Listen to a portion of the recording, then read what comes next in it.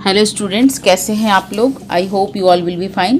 तो बच्चों, हमारा जो चैप्टर चल रहा था मेटल एंड नॉन मेटल्स, तो मेटल एंड नॉन मेटल्स का हमने फिजिकल प्रॉपर्टीज़, केमिकल प्रॉपर्टीज़ सारा कंप्लीट कर लिया था एंड यूजेस भी।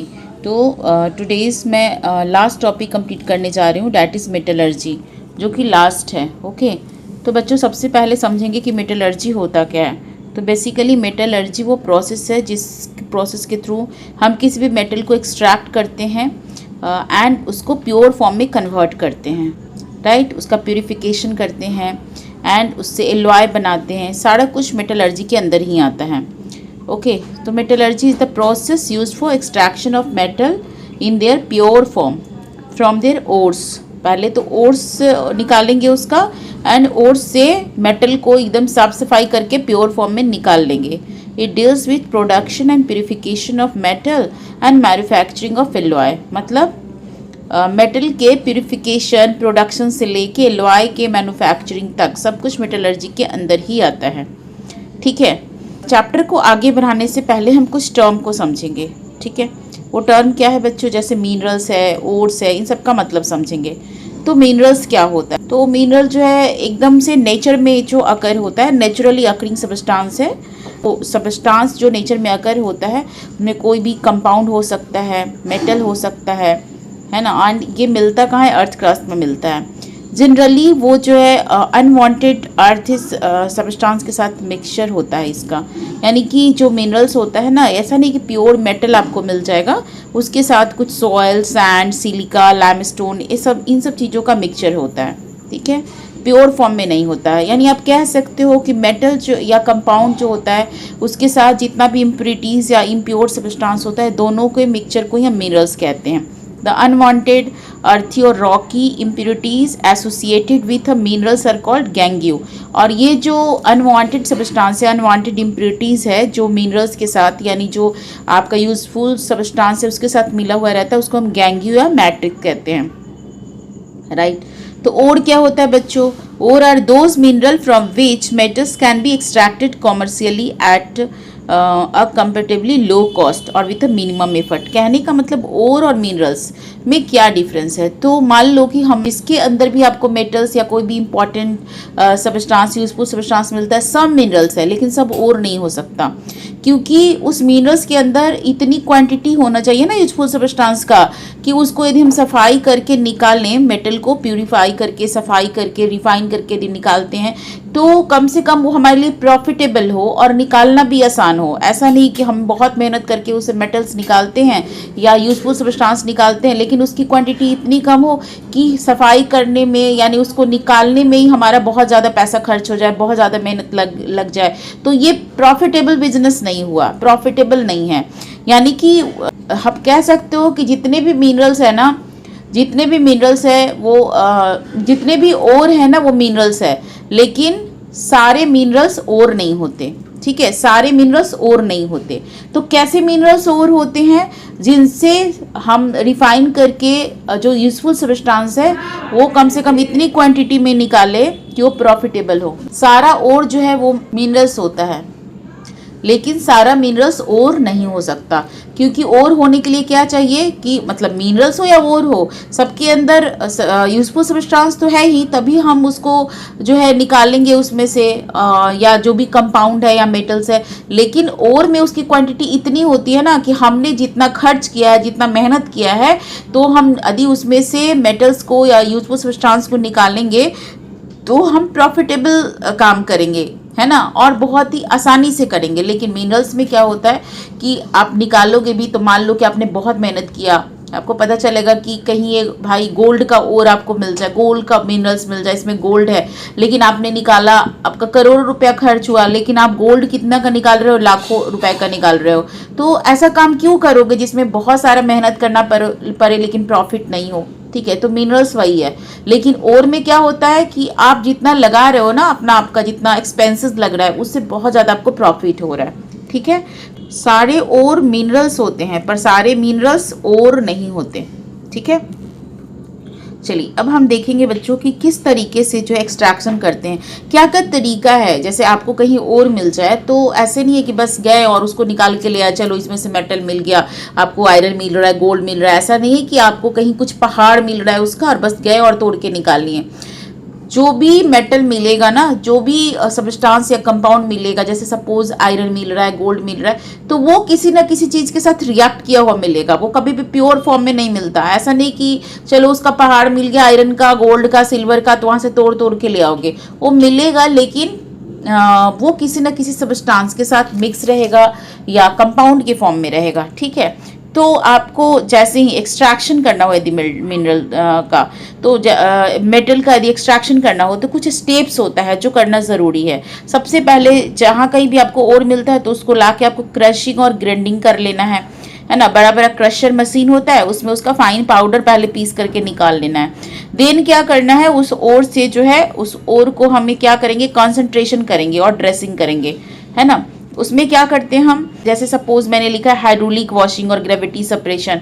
तो जो मेन सब्सटेंस है, जो मेन कंपाउंड है, उसको हम फर्स्ट अटेम्प्ट में अलग कर लेंगे। हम कोशिश करते हैं कि मान लो कि जैसे आपका आयरन ओर के साथ जो है मिट्टी मिला हुआ है, सल्फर मिला हुआ है, तो आयरन के साथ सल्फर मिला है, आयरन सल्फाइड सपोज बनाया हुआ है, तो उसको तो निकालना आसान नहीं है, लेकिन मिट्टी को तो निकाल ही सकते हैं, है ना। जैसे मान लो हम कुछ ऐसा अरेंजमेंट करें जिससे कि आयरन आराम से, मैग्नेट यदि लगा दे तो आयरन सब चिपक जाएगा, सल्फाइड के साथ है फिर भी चिपकेगा लेकिन मिट्टी तो नहीं चिपकेगा। इस तरह से फर्स्ट स्टेप में हम उसको अलग कर सकते हैं। तो इस तरह से अलग अलग जो कंसंट्रेशन का अलग अलग तरीका होता है। जैसे समटाइम हम हाइड्रोलिक वॉशिंग करते हैं, कभी हम मैग्नेटिक सेपरेशन कर सकते हैं, फ्रॉथ फ्लोटेशन करते हैं, लीचिंग करते हैं, जिसको मैं डिटेल में पढ़ाऊंगी कि किस ओर के लिए हम क्या करते हैं। तो इन सब चीज़ों से हम जो ओर का कंसंट्रेशन कर लेते हैं। उसके बाद कंसंट्रेशन करने के बाद हम क्या करेंगे, conversion of concentrated ore into oxide by roasting और कैल्सिनेशन। एक प्रोसेस होता है रोस्टिंग और कैल्सिनेशन। तो अब देखेंगे कि जो हमारा जो ओर है, जो कंसंट्रेशन करने के बाद जो हमें ओर मिला है, वो ओर किस फॉर्म में है, वो सल्फाइड के फॉर्म में है, वो कार्बोनेट के फॉर्म में है, वो ऑक्साइड के फॉर्म में, मतलब किस फॉर्म में है। ठीक है, तो उसको जिस भी फॉर्म में है उसको फिर उससे हम चेंज करते हैं रोस्टिंग और कैल्सिनेशन प्रोसेस से। बेसिकली रोस्टिंग और कैल्सिनेशन में हम क्या करते हैं कि उस यदि सल्फाइड ओर है तो उसको ऑक्साइड में कन्वर्ट कर देते हैं, कार्बोनेट ओर है तो उसको भी ऑक्साइड ओर में कन्वर्ट कर देते हैं। क्योंकि सल्फर को निकालना उतना आसान नहीं था, कार्बोनेट को निकालना उतना आसान नहीं, लेकिन ऑक्सीजन को रिमूव करना बहुत आसान होता है। ठीक है, अब फोर्थ स्टेप में क्या करेंगे कि पहले मैंने क्या किया था कि अपने ओर को सल्फाइड से ऑक्साइड में कन्वर्ट कर लिया, एंड देन ऑक्साइड से हम क्या करेंगे, अब ऑक्सीजन की भी हमें जरूरत नहीं, क्योंकि हमें तो मेटल प्योर फॉर्म में चाहिए ना। जैसे मान लो कि आपके पास आयरन सल्फाइड मिल गया FeS, अब क्या करोगे आप, सल्फर को निकालना है तभी आपको प्योर आयरन मिलेगा, है ना। सल्फर इतना आसानी से जाएगा नहीं। उसके लिए सबसे पहले उसके लिए आपको आयरन को कन्वर्ट करना होगा ऑक्साइड में, तो आपने कन्वर्ट कर दिया इसे ऑक्साइड में। अब ऑक्सीजन भी आपके लिए काम का चीज़ नहीं है भाई, क्योंकि आपको प्योर आयरन चाहिए, तो अब ऑक्सीजन को भी हटाओगे, है ना। मेटालिक ऑक्साइड का फिर से रिडक्शन करोगे एंड देन रिफाइनिंग कर लोगे। ठीक है, तो इतना सारा स्टेप्स करने के बाद, और ये रिफाइनिंग करने का जो प्रोसेस है वो डिपेंड करता है कि आपका जो ओर है, यानी कि जो ऑक्साइड मिला है वो कैसा है, मतलब ऑक्साइड का नेचर कैसा है, उसके अंदर इम्प्योरिटीज जो है उसका नेचर कैसा है, और अब किस काम के लिए जो है मेटल को अलग करना चाह रहे हो, purpose for which the metal is to be used, किस पर्पस के लिए आपको मेटल को यूज़ करना है। तो इन सब बातों पे रिफाइनिंग जो है डिपेंड करता है। तो हम जो ओर मिलेगा तो ओर को हमें इन 5 स्टेप से गुजारना पड़ेगा, तब जा कर के आपको प्योर मेटल मिल सकता है उससे। ठीक है, तो इन 5 स्टेप्स को हम डिटेल्स में पढ़ेंगे। तो बच्चों पहला स्टेप क्या था, क्रशिंग, जो कि बहुत ही आसान है। कोई भी मिनरल्स या ओर जो आपको मिलता है, मान लो पत्थर के फॉर्म में या मिट्टी के फॉर्म में है ना, जिस भी फॉर्म में, उसको अच्छे से क्रश कर दो, पीस दो, और पीसने के बाद क्या करना है, सेकेंड स्टेप कंसंट्रेशन। तो कंसंट्रेशन के लिए मैंने आपको बताया कि या तो हाइड्रोलिक वॉशिंग करेंगे, मैग्नेटिक सेपरेशन करेंगे, लीचिंग करेंगे, ठीक है, या फ्रॉथ फ्लोटेशन करेंगे। अब डिपेंड अपॉन कि कौन सा वोर है, तो हम एक एक करके जो समझते हैं। तो सबसे पहला हमारा है कंसंट्रेशन, ग्रेविटी सेपरेशन। तो ग्रेविटी सेपरेशन में करते क्या बच्चों, यहाँ देखो इस तरह से स्टीयर्स टाइप ऐसे चीज़ें बनी होती हैं इस तरह से, ठीक है ना। और यहाँ पे आप जेट चला देते हो, स्प्रे ऑफ वाटर, बहुत सारा यहाँ पे आपने पानी को ऐसे चला दिया और इसमें इस गड्ढे में ओर को डाल दिया है ना। और जैसे ही यहाँ पानी आएगा बहुत सारा वाटर, तो ओर जो है क्रश फॉर्म में है, तो इस तरीके से ऐसे नीचे नीचे की तरफ पानी गिरते जाएगा और जो इस गड्ढे में फंसते जाएगा। जैसे स्टेयर्स होता है ना, स्टेयर पे आप कोई चीज़ें गिरा दो और ऊपर से पानी डालो, तो स्टेयर्स के बीच में जो गड्ढे होते हैं, यहाँ पे आप देखो यहाँ पे जो स्टेयर्स की तरह है और ये बीच में जो गड्ढे हैं यहाँ पे ये देखो, ये सारा मेटल यहाँ बीच बीच में फंस गया है ना, और पानी इस तरह से उसकी गंदगी को बहा के ले गया। तो ये जो यहाँ मिल रहा है क्या है, गैंग्यू यानी इम्प्रिटी, जो ओर के साथ इम्प्रिटीज था। और यहाँ जो मिल रहा है आपको वो क्या है, वही मेटल है, लेकिन प्योर फॉर्म में नहीं है ना। तो यहाँ से हम मेटल को इकट्ठा कर लेंगे या कंपाउंड जो भी आपको मिलेगा उसको इकट्ठा कर लेंगे और फिर इसको फर्दर आगे का प्रोसेस करेंगे। कंसंट्रेशन हो गया, अब आगे के प्रोसेस में कन्वर्ट करोगे उसको ऑक्साइड में एंड देन फिर उसको प्यूरिफाई करोगे यानी रिफाइनिंग करोगे, ये सारा कुछ करोगे। तो ये जो है ग्रेविटी सेपरेशन या हाइड्रोलिक वॉशिंग यानी कि पानी से वॉश कर रहे हो, ये किस तरह के ओर को करते हैं, ठीक है। इसके लिए क्या होना चाहिए, the ore is poured over a sloping vibrating corrugated table with grooves and a jet water is allowed to flow over it, पानी ऊपर से जाएगा। Oxide ore of iron and tin are concentrated by this method, तो इस method से हम iron के ओर को या टीन के ओर को कॉन्सेंट्रेट कर सकते हैं, ठीक है। ये डिपेंड करता है ओर में जो मेटल प्रेजेंट है ना वो ज़्यादा हैवी होना चाहिए as compare to the impurities, इसलिए यदि हैवी होगा तो यहाँ ग्रूव में ये फंस जाएगा है ना, और इम्प्योरिटी जो है बह के चला जाएगा। ओके, तो ये बात समझ में आ गई। दूसरा है मैग्नेटिक सेपरेशन, ये बहुत ही ईजी है, आपको पता है मैग्नेटिक सेपरेशन आयरन ओर के लिए लगाते हैं, ठीक है। यहाँ पे क्या करोगे, इस तरह से क्रश ओर इसके अंदर आप डाल दोगे और यहाँ से व्हील घूमेगा। ये व्हील जो मैग्नेटिक है नॉन मैग्नेटिक है, और इस जो व्हील का ये ऐसा पट्टा होता है ना, इस पे आप ये जैसे ही ओर आएगा तो जो मैग्नेट है, ये मैग्नेटिक व्हील है, जो आयरन वाला पार्ट है उसको इधर खींच लेगा है ना, और जो नॉन मैग्नेटिक पार्ट है वो इधर चला जाएगा, ठीक है। तो मैग्नेटिक यानी कि आयरन वाला पार्ट इधर इसके पास गिरेगा और जो नॉन मैग्नेटिक गैंग्यू या इम्प्रिटीज है वो इससे दूर जाएगा, ठीक है। तो बस सिंपल सा मेथड है इसका।